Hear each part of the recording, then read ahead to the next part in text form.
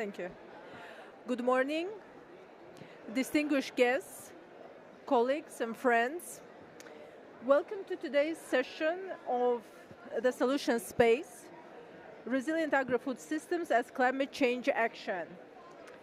There is no doubt that agriculture and food systems are at the core of climate change action. They present both significant challenges and unparalleled opportunities. Sustainable and resilient agri-food systems not only secure food security, but also serve as powerful tools in combating climate change, reducing greenhouse gas emissions, sequestering carbon, and enhancing adaptation and resilience. At COP29, we as FAO is advocating for the transformative potential of agri-food systems, underscoring the importance of climate action through agriculture in achieving the Sustainable Development Goals and meeting the targets of the Paris Agreement. Let me take this opportunity to inform you that this morning, FAO, in collaboration with the COP presidency, launched the Bakú Harmonia Climate Initiative for farmers. This initiative demonstrates the strong commitment of the COP29 presidency and FAO to support farmers in leading the way toward a more sustainable and climate-resilient future. And let me just briefly tell you the three main objectives of the Harmonia Initiative. They are the following. The Harmonia Initiative tries to clarify the landscape of all the initiatives that were presented in the previous COPs and offer a platform for knowledge sharing. Second, it tries to catalyze private and public investment in agri-food systems transformation, which stands at the core of the agri-food systems transformation. And third, the main objective is to empower the farmers, in particular women and youth. I do not want to take much of your time with the details of the Harmonia Initiative, because today we have distinguished guests here with whom we will try to explore scalable solutions that can accelerate adaptation and drive transformative change across food, land, and water systems, particularly in rural communities. We are fortunate to have a distinguished panel of experts and practitioners with us today to discuss these critical issues and share actionable solutions. And allow me to introduce them. Ms. Julieta Schallenberg-Rodriguez, a prominent figure in renewable energy and environmental policy in the Canary Islands. She currently serves as the Deputy Minister for Ecological Transition, Fight Against Climate Change and Energy in the regional government of the Canary Islands. Thank you, Ms. Juliet. Charity Osei Amponsa, a social scientist with expertise in social transformation and climate policy. She has over 10 years of experience in governance, institutional analysis, gender and social inclusion in climate resilience, food, land, and water systems. Charity is currently the Governance and Inclusion Research Group Leader at IFMI. Virginia Gillette, our colleague, Land and Water Officer at FAO and head of the WAPOR team within FAO Land and Water Division. And Gabriel Arbonas Dominga, a doctoral student at the Polytechnic University of Madrid and a researcher at the Water Observatory of Bioteam Foundation. Gabriel's research focuses on water use in agriculture, particularly the water footprint of Spanish agriculture. We look forward to hearing from each of them as we delve into today's important discussion, and thank you for being here. And let me take my seat so that we can proceed with the discussions.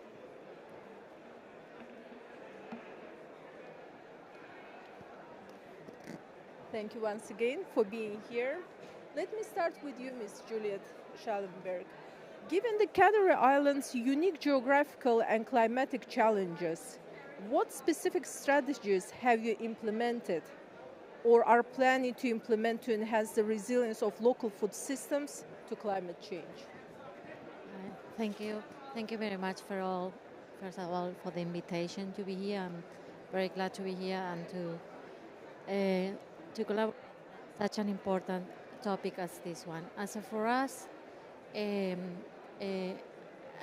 agro-energy systems is a must. And I think that's the difference sometimes.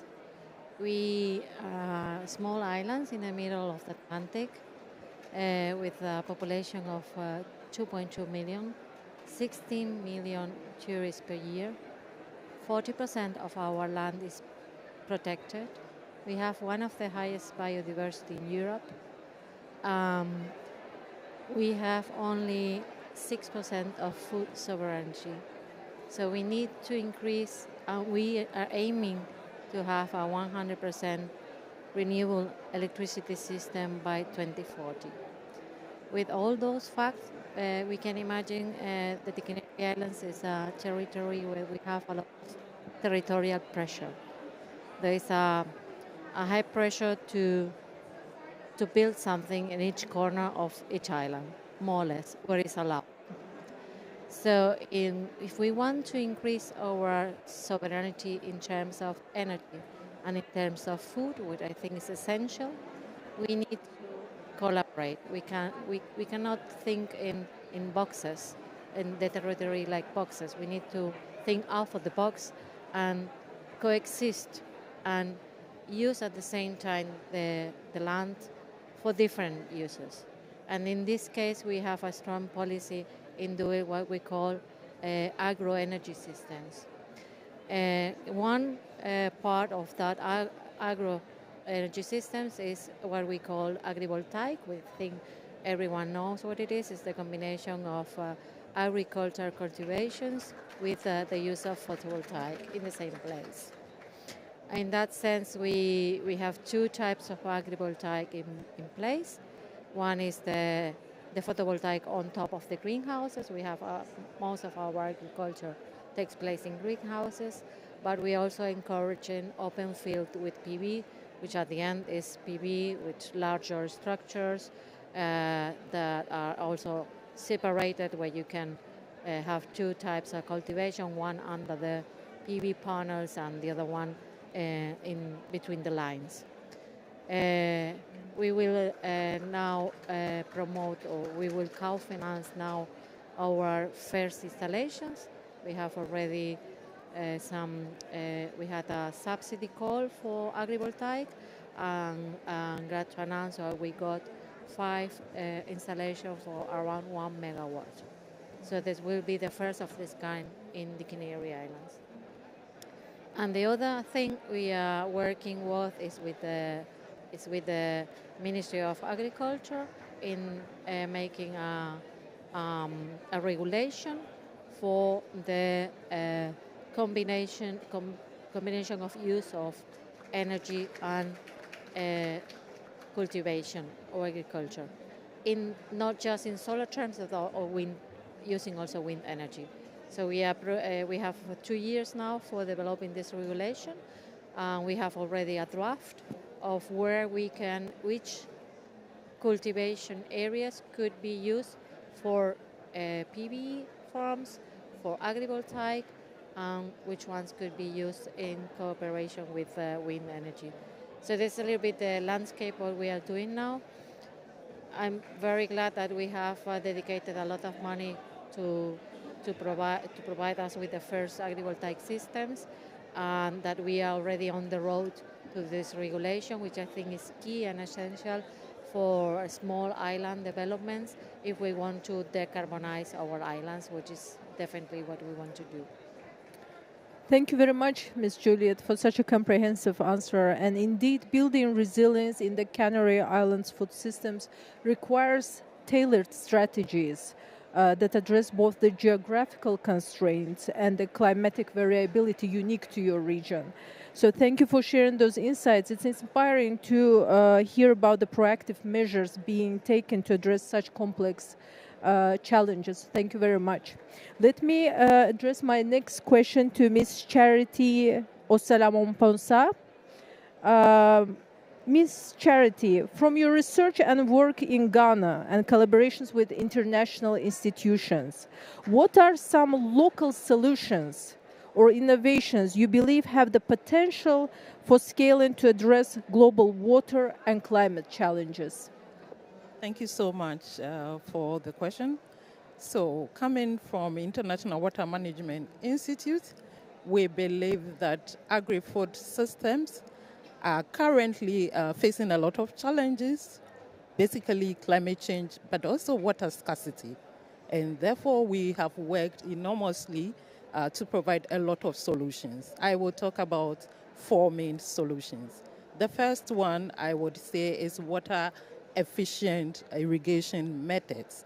We have several of them, like drip irrigation, also for solar.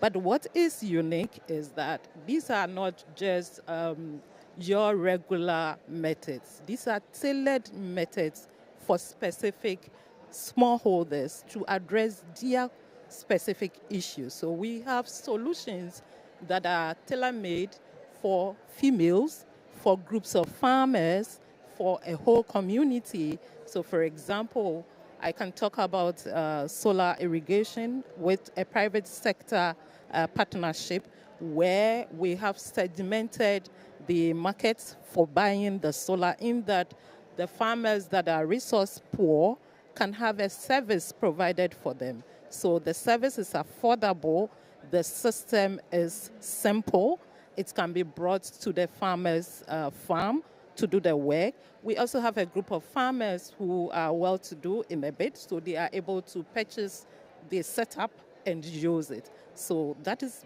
one. I can also talk about nature-based solutions. So we have developed a lot of solutions, and these are proven solutions that are on the ground, and some of them are being scaled. So for the nature-based solution, we are using wastewater, recycling the wastewater for agricultural use, for irrigation, also for aquaculture. So again, this is something that is very easy for the farmer because they get an additional income by doing the aquaculture. We're also using waste from agriculture to provide organic fertilizer for farmers. So nothing is lost. We are just doing the circular bioeconomy. We have a lot of community-based water management solutions. So these are also social innovations helping to ensure that there are strong governance systems using community water user associations to ensure that the water is well managed and also governed. Now, the one that I will talk about finally as a solution is all the digital tools and also data management. And again, I would mention WAPO, which we have worked a lot in Ghana with FAO on. So the water productivity tools, we have a lot of water accounting tools. We have tools also to help farmers manage weather information at their specific level. And these are all solutions that we provide for farmers to ensure that we have a resilient agri-food systems. What is key is, again, not to provide like a broad solution that we give out, but to work closely with the farmers to know what their needs are, and then based on that, we make the solutions specific to address their needs. Thank you. Ms. Charity, thank you very much. Indeed, sharing those examples and practical insights from your work is very important, and I see lots of similarities between Azerbaijan as well. And it's clear that local solutions, especially when informed by collaborative research, can have a significant impact. And you mentioned the importance of communities. In our case, we're trying to develop the cooperatives so that they can take an active role in the management of the water resources, and not just water resources, any natural resources. So I thank you very much for those important top issues that you have raised. Let me continue with questions to Ms. Virginia Gillett. Dear Virginia, the Vapor platform has been instrumental in providing satellite-based data for water productivity. How can this tool be leveraged further to optimize water use in agriculture and support countries in transitioning to more resilient, water-smart agri-food systems? If you could answer these questions. Yes. Hello, good afternoon, everyone.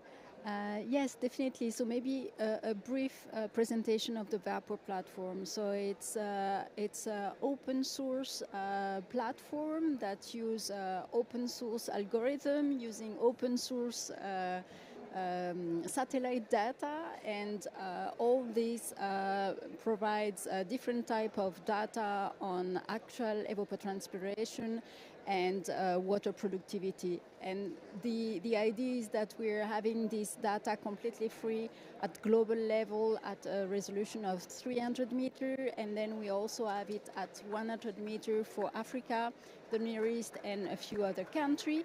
And we also have a third resolution at 20 meters, so here we are much closer to the field, in around 20 to 30 irrigation scheme mostly, because we are looking mostly at water used in irrigated agriculture.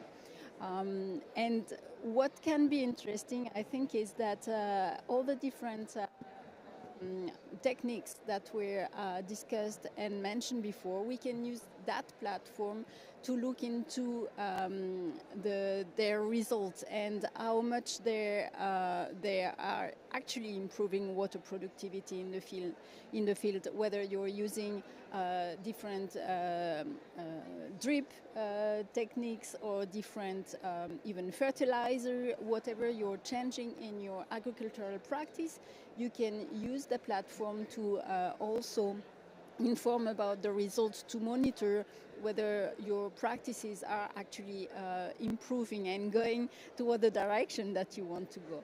So that's one way to use it. But then, as Charity was saying, we use that platform at different level.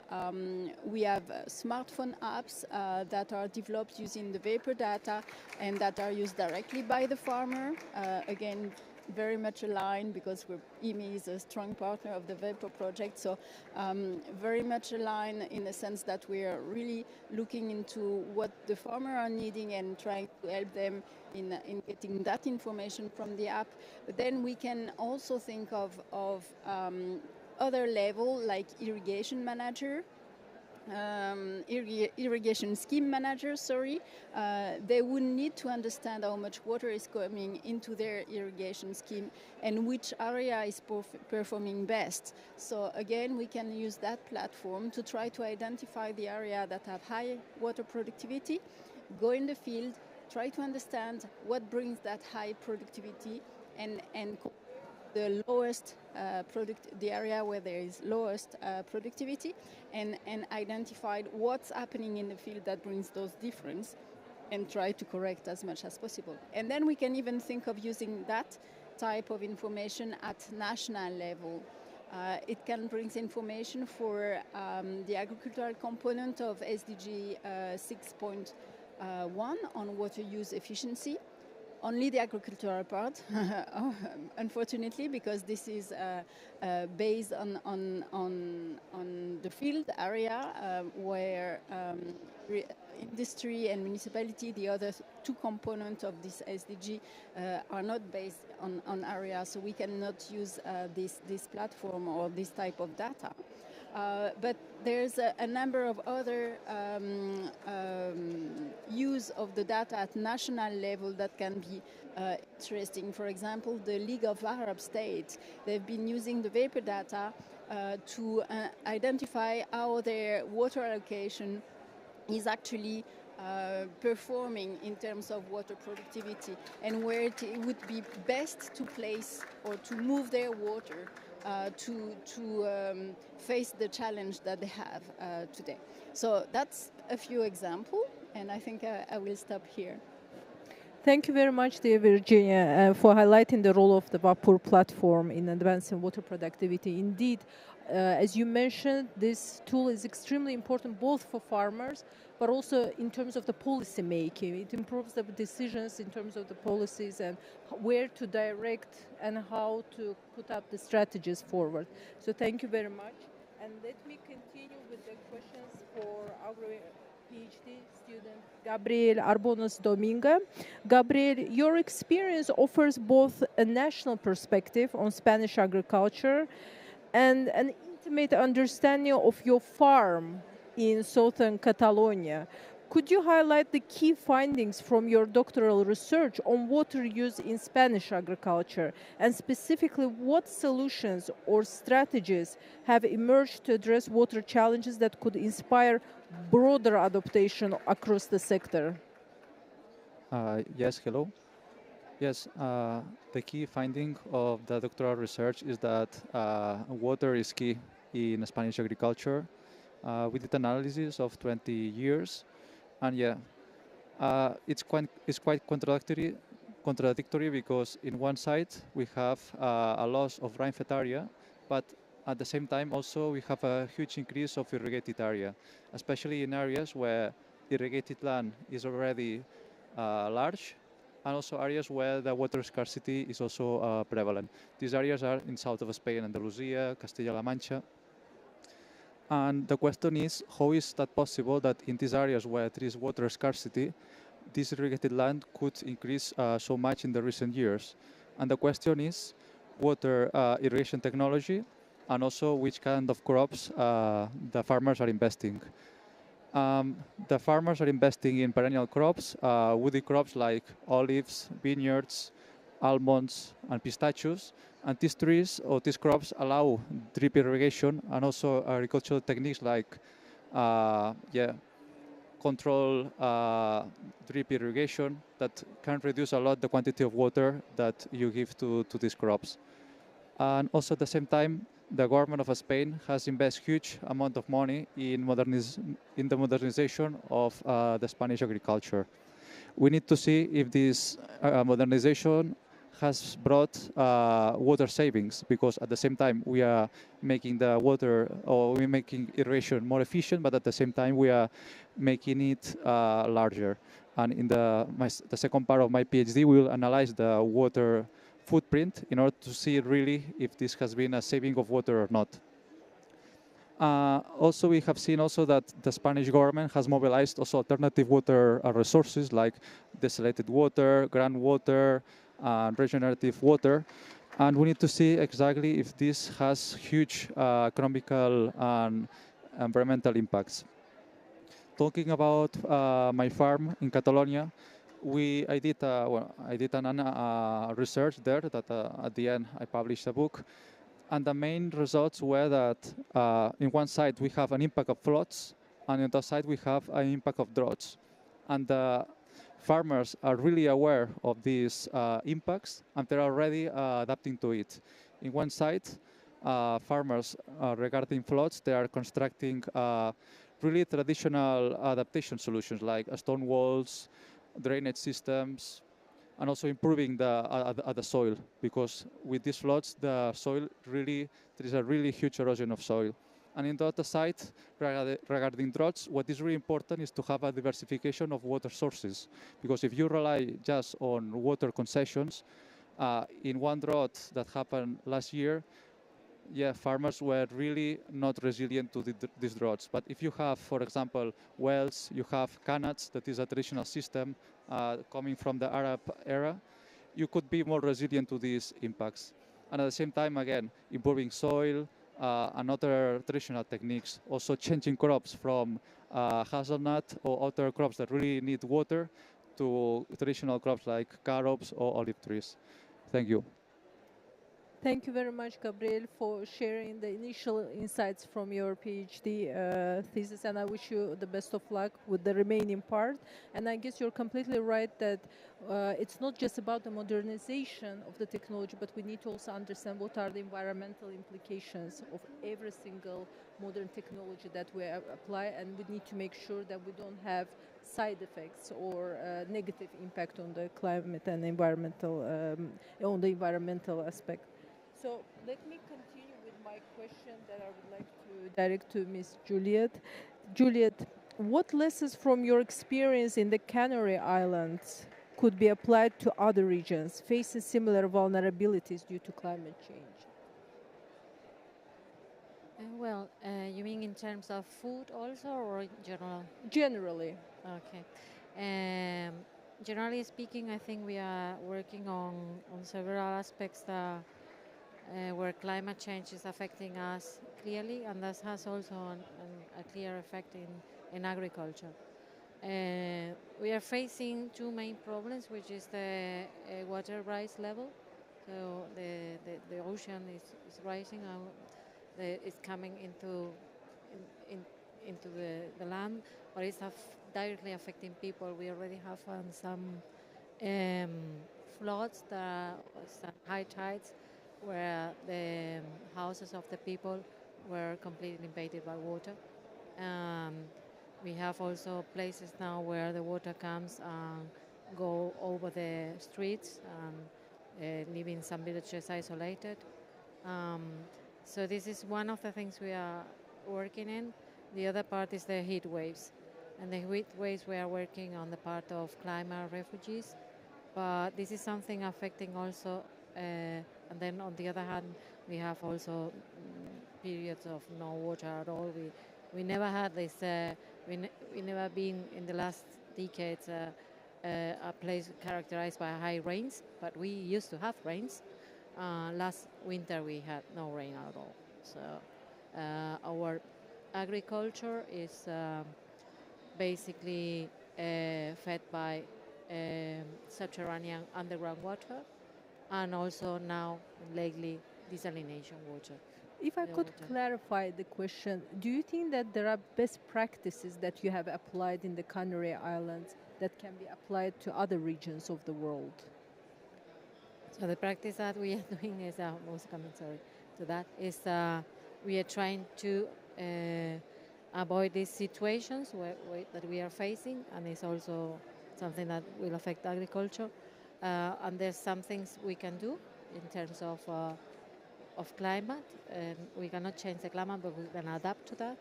And this is the things we are doing.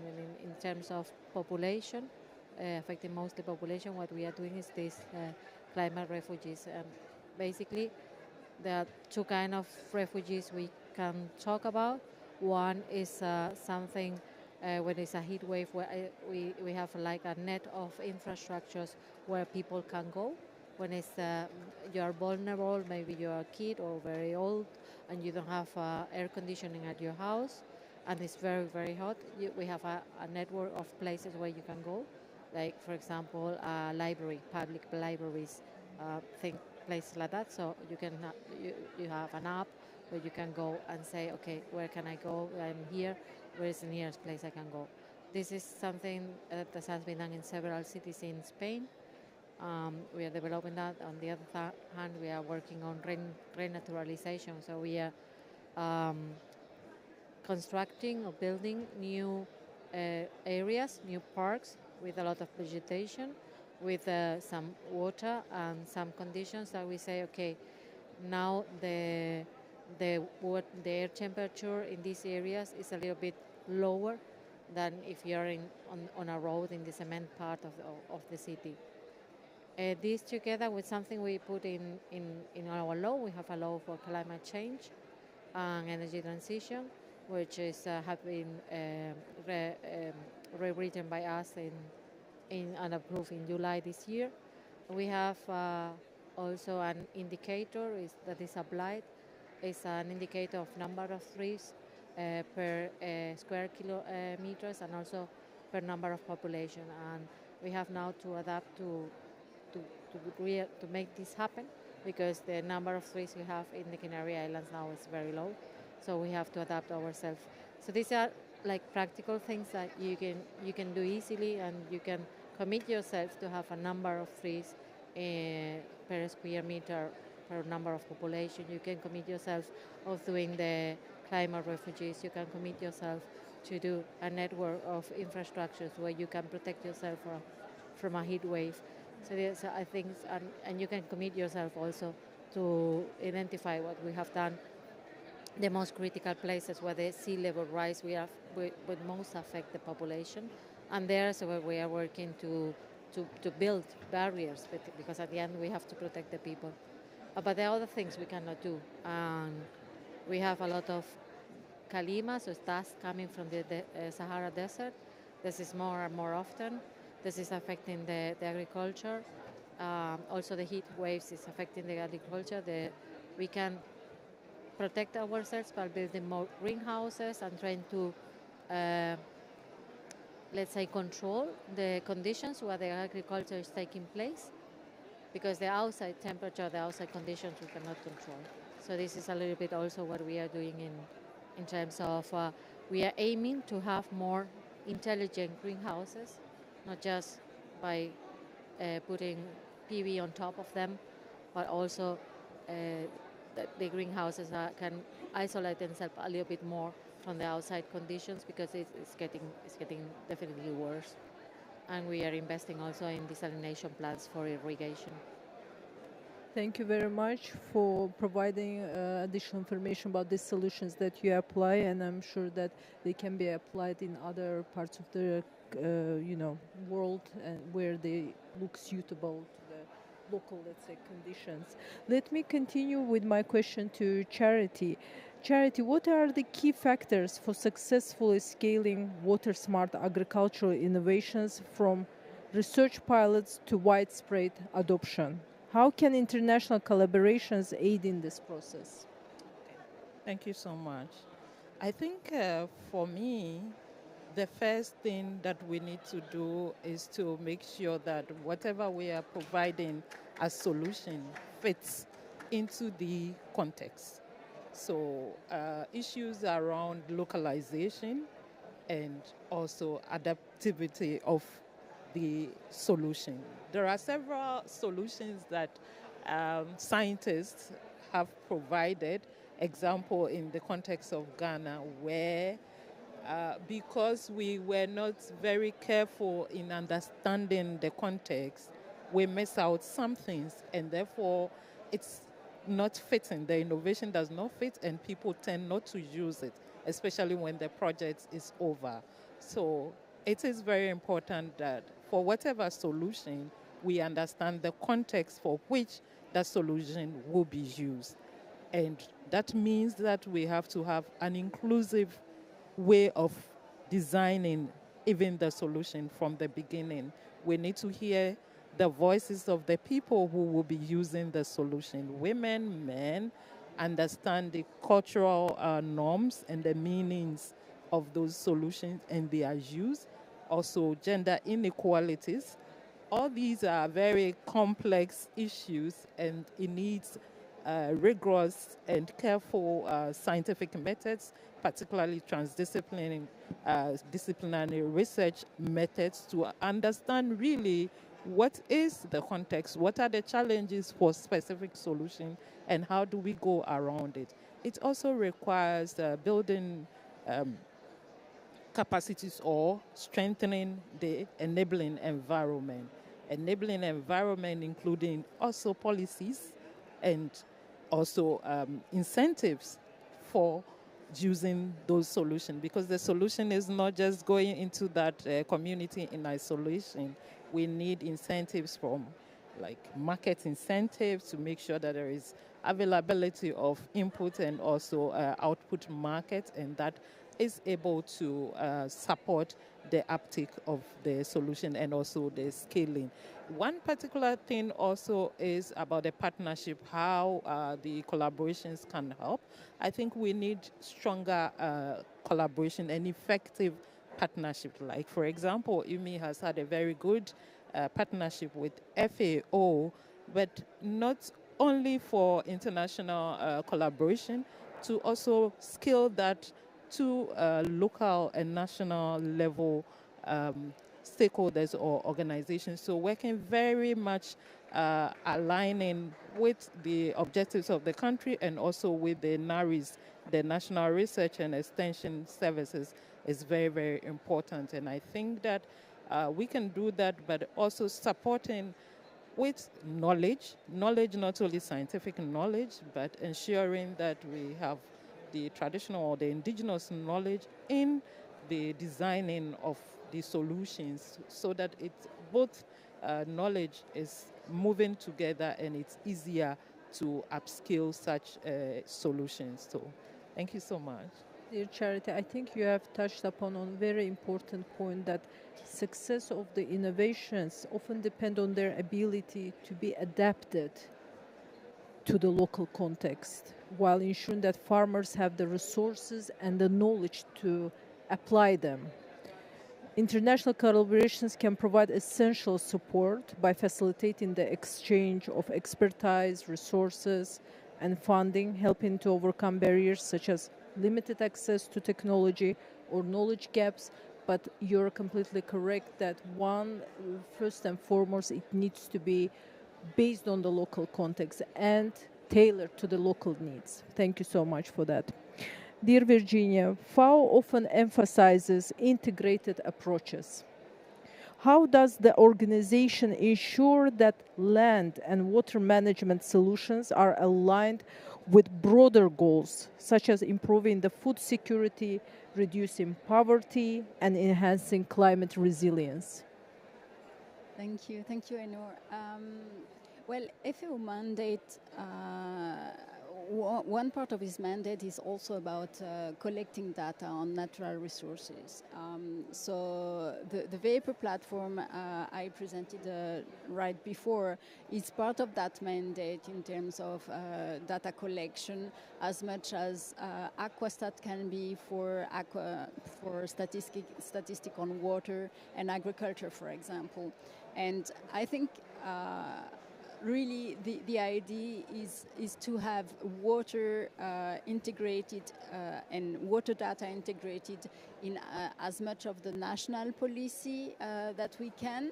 And that's not only in providing data, and for that, as I was saying, we provide open source data and free data. I think that's a main component. But also, Charity was touching upon it, capacity development, because we need to make sure that a country have the capacity to use that data that is now there and available and can be analyzed for integration in their policy, no? So capacity development is key, and that's also something that we're doing a lot with that vapor project, trying to make sure that country have remote sensing capacity, which is something that is not always available in every country. Then I would say the idea is really that we put water in all the different projects that we're doing. And that is starting at global level, because this year and next year, so the 24 and 25 biennium of FAO, water has been nominated as the theme of even the FAO main governing body, which means that for every event that FAO is doing, we are now also taking a water angle now. So if there is a pastorism event or a forestry event in FAO, we're looking, we make sure that the water perspective is brought in. So that also helps to integrate this water security perspective into the food security perspective that FAO needs to be bringing in.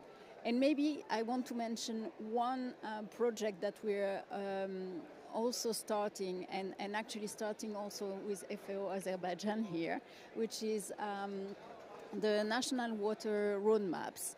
And those roadmaps, they're supposed to look at all the different plan, strategy, policy that have been developed at national level, and look into how water is integrated in those policy. And that include also, which we often forget, the food national pathways. I mean, this is linked to the food summit. Countries have been asked to develop those national food pathway, and if we want to make sure water is integrated into food security issues, we need to have water reflected in the food national pathway. And that's the project on national water roadmap will be starting, is a South-South cooperation in 7 countries, including Azerbaijan. And that's also another way, I think, for FAO to make sure that water is definitely integrated in the different policy, but also from a food security perspective. Thank you very much, dear Virginia. And indeed, we are waiting for that project to be active. You mentioned about bringing different strategies together, but I think there is also one important factor that all the stakeholders also need to be engaged in regular consultations and try to align their policies, because these issues cannot be addressed in silos. So we need to have this nexus approach that FAO usually promotes. So thank you for that. Yeah, no, thank you. No, I just wanted to indeed reflect that, especially in agriculture, for us, looking at water is very difficult, because we always have, as FAO, the Ministry of Agriculture as our counterpart. But looking at water, we always need to be speaking with the Ministry of Water if it's a different ministry. So we always have this double hat and double counterpart that is sometimes difficult to reconcile. And what you were mentioning about having discussion internally at country level within the country is very important. Definitely. Thank you very much. Thank you. Dear Gabriel, my next question is to you. With extreme weather events like you mentioned, floods and droughts becoming more frequent, how is the Spanish agricultural sector evolving to tackle these challenges? Are there specific water-smart solutions or innovative practices developed on farms, including your own, that could serve as models for climate-resilient agriculture in other regions, since we're talking about upscaling? Yes, I already mentioned it, but maybe we can go more in deep. I mean, in Spain we have different levels of administration that are working on that. For example, we have the irrigation technology that is done together with farmers, companies, and also governments. And after we have also these irrigation techniques or management techniques like deficit irrigation that here universities are doing a really good job. There is a lot of literature about that. And also we have also these new water resources that I talked about before.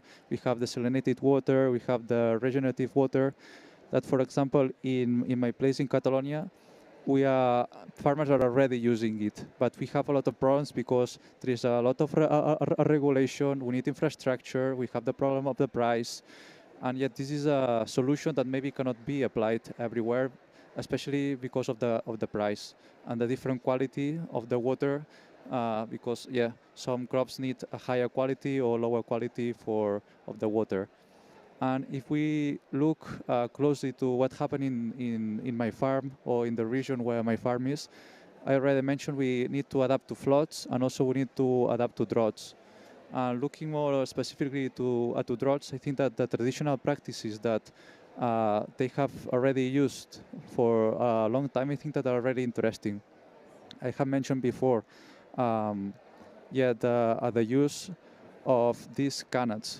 For example, my father and other farmers are trying to recuperate these canals, these old or traditional infrastructures that are tunnels that they go 5 kilometers underground to reach these waters or these aquifers that are in the mountains. And I think it's a really interesting solution because the water comes with gravity. You don't need to invest in any pumping. I just want to emphasize this traditional knowledge that sometimes is forbidden because we are just focusing in technology and very expensive solutions. Thank you. Thank you very much. Indeed, we have the canals here in Azerbaijan as well, and this is very interesting to know that you in Spain also have these canals. So, and I completely agree with you that we shouldn't be just focusing on investment into modern technology, but we should also explore what are the low-cost options that we have, and we need to utilize them as well. Now that we're kind of coming to the end of our side event, let me just have this final question, dear Juliet, to you and to the rest of our esteemed panelists. What is your long-term vision for food system resilience in Canary Island, and how do you plan to balance economic development with environmental sustainability? Well, I said before, I think in the long term with this climate condition that are changing even more than before, we need to go for or invest even more in intelligent greenhouses, which will provide energy, photovoltaic, but also the conditions can be a little bit more controlled. I think this 6% of food sovereignty that we have is an enormous risk, and we are posing our population in an enormous risk by bringing in all the food we need by ships, which has also a very high footprint because ships are moved by the worst fuel that we have in the fuel chain, in the oil chain. So at the end of the day, we will all the climate, but we all will gain if we increase the food sovereignty, if we go a little bit more local, and we rely less on what is coming from abroad. The good thing I always say in an island is that you see it very clearly because there is a port, there is an airport, and you see very clearly what is coming in and what is going on or what is going out, and at what price. And I don't mean here price by economical price, I mean here by a climate price, because at the end we are moving everything by investing a lot of oil in the whole chain. So I think we have to go local, we have to go sustainable, but we at the same time have to face the reality that the climate is changing, and that we have to go for more controlled conditions. This has to be done by using intelligent greenhouses. Thank you very much. I appreciate that. Dear Charity, if I may, resilience often requires long-term commitment. What mechanisms can be put in place to ensure the sustainability of water-smart solutions, particularly in communities facing recurring climate shocks? Thank you so much.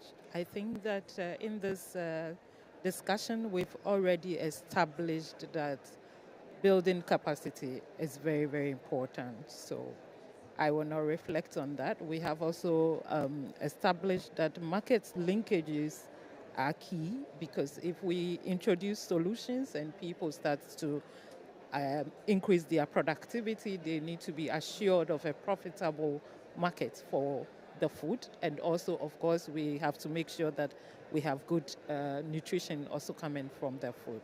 But I now want to reflect more on institutional frameworks for upscaling the solutions within communities and also within the agricultural development agenda of nations. So, for example, in Ghana, how do we ensure that we have effective institutional frameworks, making sure that we have the governance structures and the buy-in from the people who make the decision at the sectorial level? So not only Food and Agriculture Ministry, but also we have Water Ministry in our countries. We also have energy ministries. I mean, all the nexus, all the things that are important for agri-food systems to be effective and resilient, they need to work together, and we need to ensure that we have very good frameworks and methods established to ensure the mainstreaming of these solutions that have been proven to be good and have been proven to help productivity of agri-food systems. So that's one thing. Like you said, we need long-term funding mechanisms. I mean, most of the projects through which we develop the solutions are short-term projects. We're looking like 2 years, 3 years, and maximum, if you are lucky, you get a project of 4 years.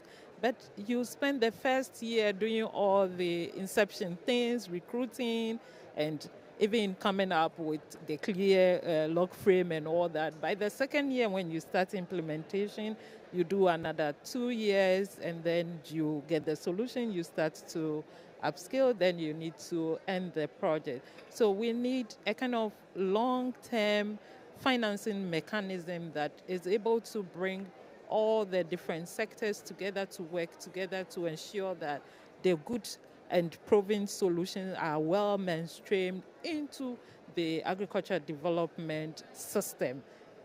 Then it can take off by itself, even if there is no funding. we also need to reflect on the way we do our monitoring and evaluation to learn from whatever is right and whatever is not right so that we can correct it as we continue to scale up some of those proven solutions. So a more participatory approach to monitoring, evaluation, and learning, where we also get feedback from the people, not just sending questionnaires to them, but really following through to understand how those systems or the solutions that we have introduced is really working, and it's really pushing a resilient agri-food system. I think that is something that we need to really reflect on in our projects to ensure that we are not just hiring the M&E officer with a set of tools to collect data and tick boxes, but to really make it participatory and bring all the voices, including those that are marginalized, to speak on how the solutions are really impacting on their farming systems. Thank you. Charity, thank you so much. And as someone who is also coordinating the implementation of technical support programs of FAO, your words are like they echo very well with me, because the real work indeed starts from second year, and then the technical support programs are usually for 2, maximum 3 years. And then there is this important point just to add, it's also about the ownership of the government, that the government also needs to take the ownership, because with these short-term projects, it's not always possible to address or fix all the problems that exist in the sector, and considering that water sector is usually an extremely fragmented one.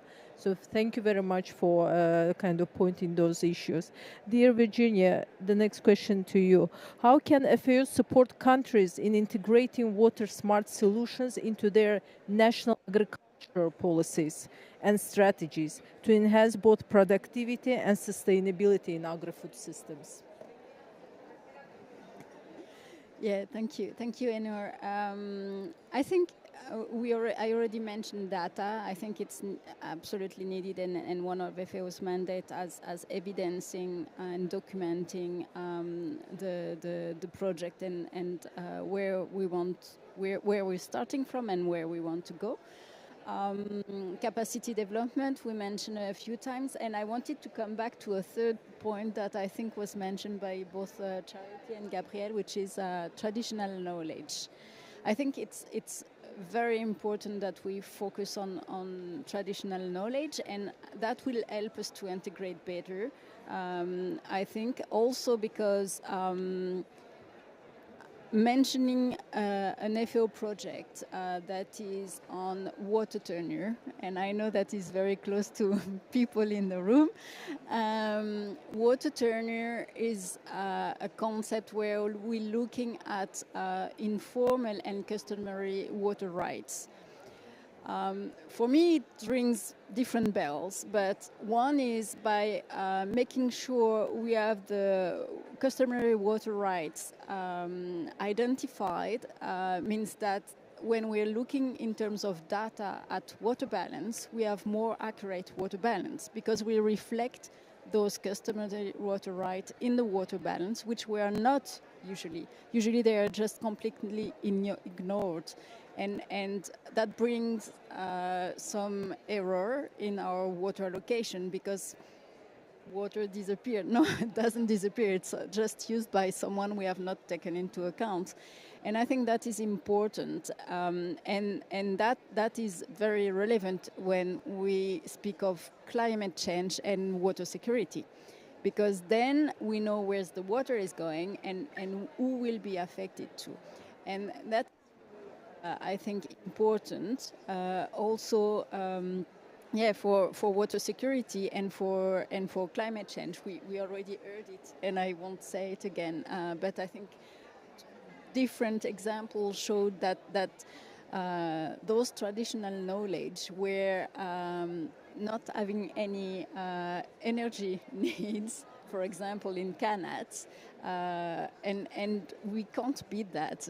That's the best technology that we could try to reproduce if we can. So I think by this type of concepts such as water turner, it has actually trying to identify more the traditional knowledge, the customary rights, and one example of how that changed in Sri Lanka, we did a water tenure assessment, and there we noticed that most of the farmers that were using water were smallholder farmers that did not have any water rights. So that was fine because the policy there allowed them to use water if it was under 2 hectares from memory. I'm not completely sure, don't quote me on that.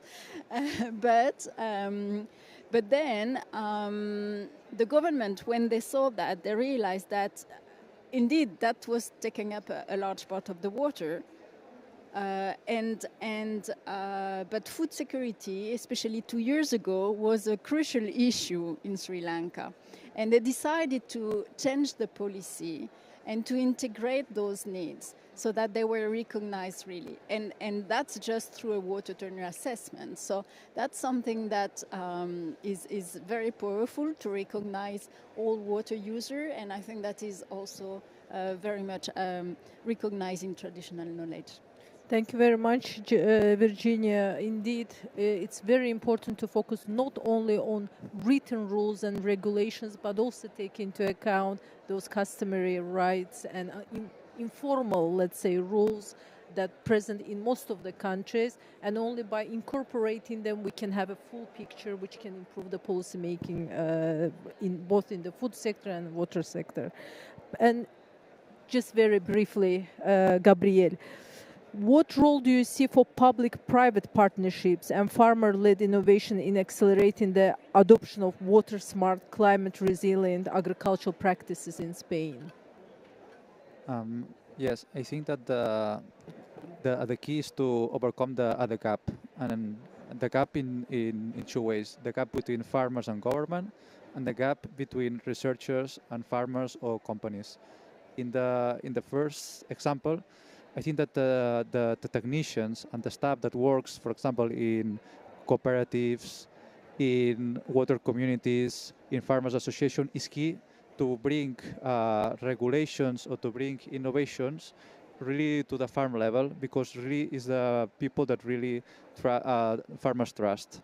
And regarding the researchers, we need to make research more practical for companies and for farmers. And I think that, for example, industrial PhDs are really interesting because they really bring companies, they really bring farmers into the process of making a PhD or making a thesis. And just to conclude, I would like to maybe raise this debate. Which is the farm system that we want in Europe, for example, because we are seeing that, farms that are bigger implement solutions better, have more technology, have more water efficiency, and but it's really the type of farming that we want in Europe, because we are destroying maybe the traditional farming system, the family farms. Thank you. Absolutely. Thank you so much for this insight. And as we come to the close of today's session, I would like to extend a heartfelt thank you to all the panelists that we have, their valuable insights and thought-provoking contributions. It is clear that collaboration, innovation, and long-term commitment are key to tackling the challenges that we face, and your shared experiences provide us with much to learn from. So thank you again for your time and for being part of this important conversation. Thank you, and thank you for the participants.